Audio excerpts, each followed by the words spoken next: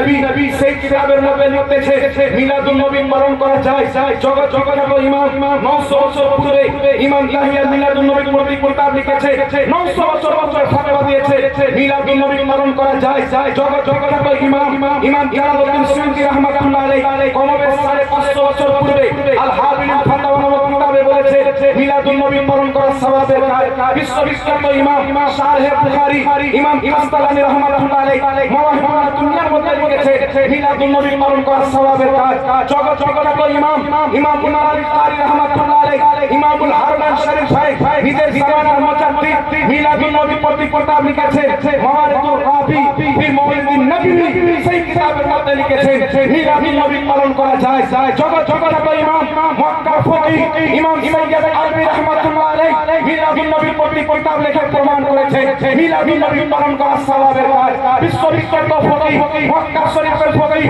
ইমাম ইবনে হাজার রাহমাতুল্লাহ আলাইহি নিজের ফাতাওয়া হাদিসের মধ্যে লিখেছে মিলাদুন নবী পালন করা সওয়াবের কাজ বিশ্ববিখ্যাত ইমাম ইবনে কাসির ফতোয়া দিয়েছে মিলাদুন নবী পালন করা যায় আরে একটা না দুইটা না আলহামদুলিল্লাহ আমার জানা মতে 420 জন ইমাম ফতোয়া দিয়েছে মিলাদুন নবী পালন করা যায়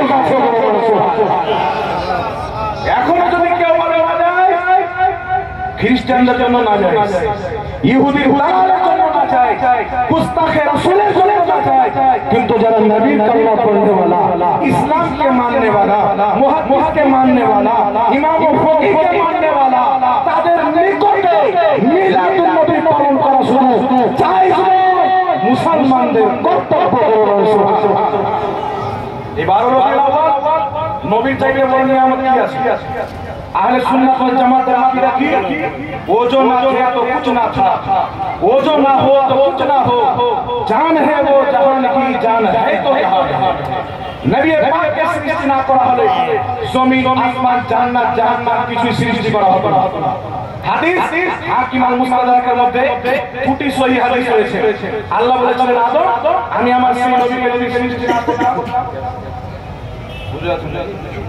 আমার নবীকে সৃষ্টি না করতাম আদমকে সৃষ্টি না করতাম আল্লাহ বলেন ঈসা আমিন বে মুহাম্মাদিন তুমি আমার নবী মুহাম্মদের প্রতি ঈমান নিয়ে এসো তোমার উম্মতদেরকে বলো যারা আমার সেই নবীর জামানা পাবে তারা যেন আমার নবীর প্রতি ঈমান আসে ঈসা শুনো আমার সেই নবীকে সৃষ্টি না করলে তোমাকেও সৃষ্টি করতাম না জান্নাতকেও সৃষ্টি করতাম না জাহান্নামকেও সৃষ্টি করতাম না ইমাম হাকিম বলছে হাদা হাদিসুন সহিহুন নবীকে সৃষ্টি না করলে জান্নাত জাহান্নাম সৃষ্টি করা হতো না এই হাদিসটি সহিহ হাদিস ধরে বলতে হবে সুবহানাল্লাহ একটু হাত উঠিয়ে বলেন না সুবহানাল্লাহ একে বলি ইয়া রাসূলুল্লাহ তো নবীকে সৃষ্টি না করে কিছু সৃষ্টি করা হতো না ইমাম মুল্লানী কারি রাহমাতুল্লাহ আলাইহি শারহুস সাফার মধ্যে লিখেছে নবীকে সৃষ্টি না করলে কিছু সৃষ্টি করা হতো না এটাই হচ্ছে সহিহ কথা ইমাম আলমী রাহমাতুল্লাহ আলাইহি কাশফুল খাবার মধ্যে লিখেছে নবীকে সৃষ্টি না করলে কিছু সৃষ্টি করা হতো না এটাই হচ্ছে বিশুদ্ধ কথা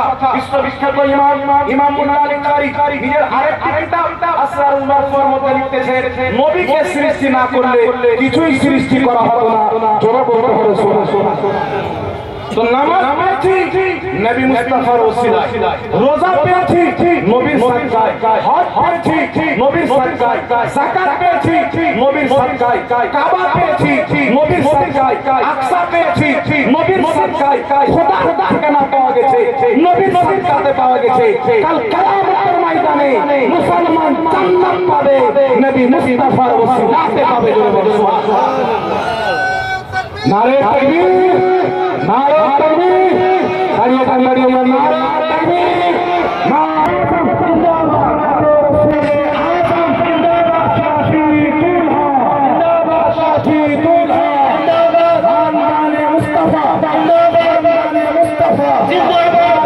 तकबीर अल्लाहू अकबर या रसूल अल्लाह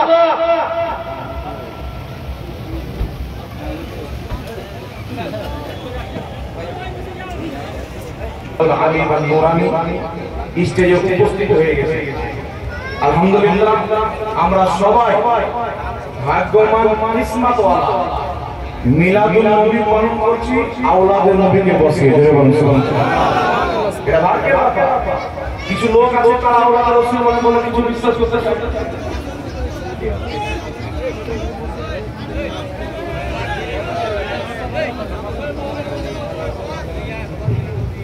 ব্রাদার ইসলাম নবী পাক সাল্লাল্লাহু আলাইহি ওয়াসাল্লামের মিলাদের ব্যাপারে আমি আলোচনা করতেছিলাম। হযরত জিয়ারত করেন কয়েকটি কথা বলার বক্তব্য ছিল, অনেক মাইক্রাম হয়েছে। বলতেছিলাম রাসূল আকরাম সাল্লাল্লাহু আলাইহি ওয়াসাল্লামের মিলাদ পালন করা সর্বমতে এটা জায়েজ, বরং সওয়াবের কাজ, মুসলমানদের কর্তব্য। আমরা যা পেয়েছি নবীর ওসিলায়, সেই জমিন আমরা বসে আছি, এটাও নবীর ওসিলায় আল্লাহ সৃষ্টি করেছে।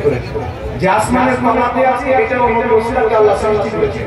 রাত্রে যে চন্দ্র আলো পায়, দিনে যে সূর্য আলো পায়, আজকে যে বৃষ্টি পাইতেছি, এটাও আমার নবীর সাদকাতে। জোরে বলতে হবে সুবহানাল্লাহ। তো সমস্ত জিনিস নবী মুস্তাফার সাদকাতে এসেছে। আর জিনার সাদকাতে জান্নাত থেকে নিয়ে জাহান্নাম পর্যন্ত, জমিন থেকে নিয়ে আসমান পর্যন্ত, ফেরেশতা থেকে নিয়ে আম্বিয়া পর্যন্ত জিনার ওসিলাতে কুল কায়নাতকে আল্লাহ সৃষ্টি করেছে। সেই নবী মুস্তাফাকে আজ 12 রবিউল আউয়াল পেয়েছি। সুবহানাল্লাহ। আজকের দিন আমাদের জন্য শুধু ঈদের দিন নয়, সমস্ত ঈদের সেরা ঈদ। একটু জোরে হবে সুবহানাল্লাহ। সমস্ত ঈদের সেরা ঈদ। কিছু লোক বলতে যায় দুটো ঈদ ছাড়া আসে না।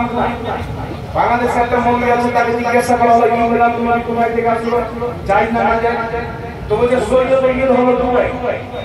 একটা কথা মনে রাখবেন, যেখানে ওয়াহাবি থাকে সেখানে কোনো জ্ঞান থাকে না, আর যদি জ্ঞান থাকে তাহলে সেখানে কোনো ওয়াহাবি থাকে। এটা 100% গ্যারান্টি আমার চলে অন্তর খালার তালিকা রাখে। বলছে শরীয়তে দুটো ঈদ ছাড়া অন্য কোনো ঈদ নাই। উঠানি ইবনে মাজাহ শরীফের মধ্যে লেখা আছে, রাসূলের পাক বলছে জুমার দিন হলো সমস্ত দিনের সরদার এবং ঈদের দিন। কারণ কি বলছে এই দিনে আদম আলাইহিস সালামকে সৃষ্টি করা হয়েছে। আর জোরে হবে না সুবহানাল্লাহ। তো যে জুমাতে আদমকে সৃষ্টি করা হয়েছিল বলে জুমার দিন হচ্ছে ঈদের দিন। আরেকটি হাদিসে রাসূলের পাক বলছে জুমার দিন ঈদের দিন, এটা ঈদুল ফিতর চাইতে উত্তম, ঈদুল আযহা চাইতে উত্তম। কারণ এই দিনে আদমকে সৃষ্টি করা হয়েছে, তো জুমার দিন ঈদ হয়েছে। আদমের সৃষ্টির দিন ঈদের দিন, ঈদুল ফিতর চাইতে উত্তম, ঈদুল আযহা চাইতে উত্তম। তো যিনি আদমের নবী, যিনাকে সৃষ্টি না করলে আদমকে নবুয়ত দেওয়া হতো না, আদমকে সৃষ্টি করা হতো না, যিনার নাম না চললে আদমের তওবা কবুল হতো না, সেই রহমাতুল লিল আলামিন সেই 12 রবিউল আউয়াল এসেছে, সেটা জুমার চাইতে বড় করে বলছো সুবহানাল্লাহ। তার কারণে ইমাম বুখারী রাহমাতুল্লাহ আলাইহি সারা মুআহিদুল মধ্যে লিখেছেন, ইমামুল ফুকাহা ইমাম ইবনে আবিদিন শামী রাহমাতুল্লাহ আলাইহি নিজের কিতাব ফাতাওয়া শামীর মধ্যে স্পষ্ট লিখেছেন, আন্না আফদালাল লায়ালি লাইলাতু মাউলিদিহি থুম্মা লাইলাতুল কদর থুম্মা লাইলাতুল মিরাজ থুম্মা লাইলাতুল বারাত।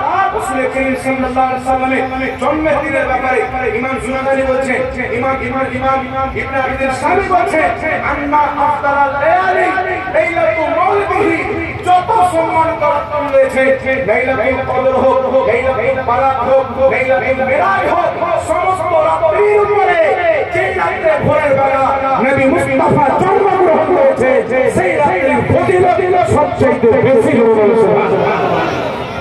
বেশি হওয়ার কারণ কি? তো বলছে রমজান মাসে পবিত্র কোরআন আসার কারণে, কোরআন অবতীর্ণ হওয়ার কারণে লাইলাতুল কদর হাজার মাসের চাইতে উত্তম। তো যেই মহিনাতে কোরআন ওয়ালা নবী এসেছে, যেই মহিনাতে কোরআনকে কোরআন বলে প্রমাণ করনে ওয়ালা নবী মুস্তাফা এসেছে, যেই মহিনাতে নবী না আসলে কোরআন আসতো না, সেই রাত্রি ফুকাহায়ে কেরামের দৃষ্টিতে লাইলাতুল কদর চাইতে উত্তম, সর্বশ্রেষ্ঠ রাত্রি বলতে হবে সুবহানাল্লাহ।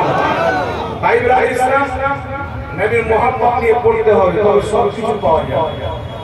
ইবনে আব্দুল ওয়াহাব নবীর গাঁজা কিনে পড়া যাবে না, সৌদি যাকাত খেয়ে ফেলে রাখে, ইসরায়েলের ফান্ডি খেয়ে যদি হাদিস কোরআন পড়া হয় না মিলাদুন নবী পাবে না ঈদ পাবে।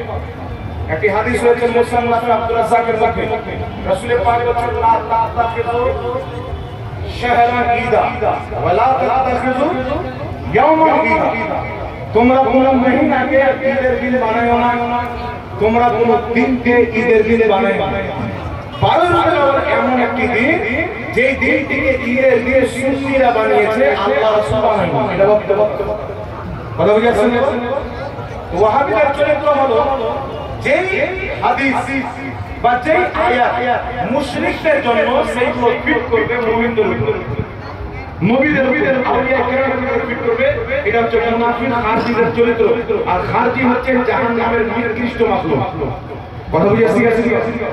ইমাম ইবনে রাজব হাম্বলি রাহমাতুল্লাহ আলাইহি মুসান্নাফে আব্দুর রাজ্জাকের এই হাদিসে ব্যাখ্যা করেছে যে ইহুদিরা সফর মাসকে ঈদ হিসাবে পালন করত।